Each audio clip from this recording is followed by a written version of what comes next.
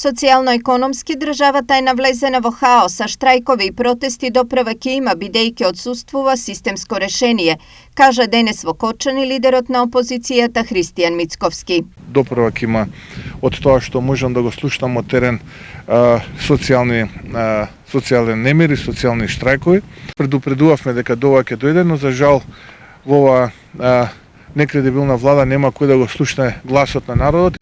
ВМРО ДПМН од опозиција поднесе закон кој што за жал од страна на оваа криминална и нелегитимна влада беше едногласно одбиен, закон со кој што се предвиде нивелирање на примањата на вработените во администрацијата и во образованието, во градинките. Според Мицковски, се во ова немаше да се случува доколку власта ја послушала опозицијата.